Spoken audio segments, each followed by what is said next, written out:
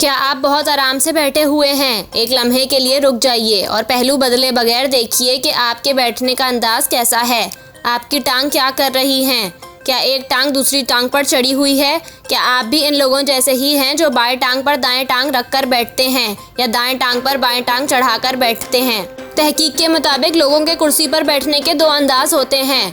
कुछ लोग पूरी टांग को दूसरी टांग पर रख के बैठते हैं और कुछ टखने क्रॉस करके बैठते हैं। अगरचा टांग पर टांग रखकर बैठना खासा आरामदा महसूस होता है, लेकिन क्या यूं करना आपकी सेहत और आपकी हड्डियों और असाब के लिए बुरा साबित होता है? तहकीक से मालूम होता है कि अगर आप आलती पालती मार के बैठते हैं तो आपके निचले धड़ में खून की गर्दिश की रफ्तार मुतासिर हो जाती है, जिससे खून जमने का खतरा बढ़ जाता है। अक्सर तहकीक में ये दिखाया गया है कि टांग पर टांग चढ़ाना टखने पर टखना चढ़ाकर बैठने से ज्यादा खराब साबित होता है। दरअसल इस तरह बैठे रहने से रगों में खून जमा होने की वजह से हमारे ब्लड प्रेशर में इजाफा हो सकता है और इससे बचने के लिए दिल को ज्यादा काम करना पड़ता है।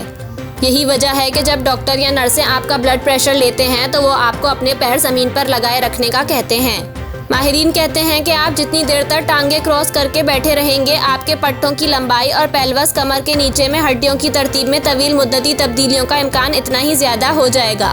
गर्दन की हड्डियों में तब्दीली की वजह से सर की पोजीशन खराब हो सकती है। जब हम टांग पर टांग चढ़ाए बैठे रहते हैं तो रीढ़ की हड्डी पर दबाव बढ़ जाता है।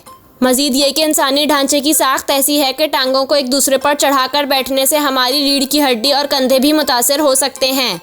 इसके अलावा यूं बैठने से आपकी गर्दन भी मुतासिर हो सकती है, क्योंकि हमारी गर्दन जिस्म के बाकी हड्डियों के मुकाबले में कमज़ोर होती है। यही अदम तवाज़ुन आमतौर पर कमर के पट्टों और कमर के निचले हिस्से में भी दिखाया जाता है, जिसकी वजह ख़राब पोजीशन होती है और साथ ही क्रॉस टांगों के बैठने की वजह से पैदा होने वाले तनाव में भी इजाफा होता है। याद रहे कि मर्दों और औरतों के दरमियान जिस्मानी फ़र्क की वजह से ख़वातीन के लिए टांग पर टांग चढ़ाकर बैठना आसान होता है। तहकीक से ये भी मालूम होता है कि टांगे क्रॉस करके बैठना कुछ लोगों के लिए फ़ायदेमंद हो सकता है। क्रॉस टांगों के साथ बैठने से कुछ अज़लात को कम काम करना पड़ता है। आपके कुछ बुनियादी अज़लात को आराम मिलता है और इन्हें ज़रूरत से ज़्यादा वर्जिश नहीं करना पड़ती। और इसमें कोई शक नहीं कि योगा की मशहूर तकनीक यानी मराकबा की पोजीशन में बैठना आपके जोड़ों के लिए बहुत मुफीद समझा जाता है।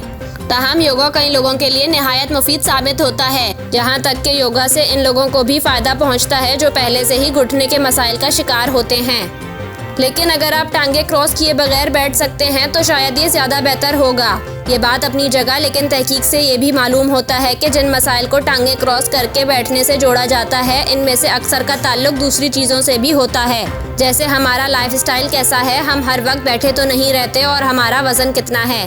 एक बात जिसका हमें बहरहाल ख्याल रखना चाहिए वो ये है कि हम एक ही पोजीशन में बहुत देर तक ना बैठें और हरकत करते रहें।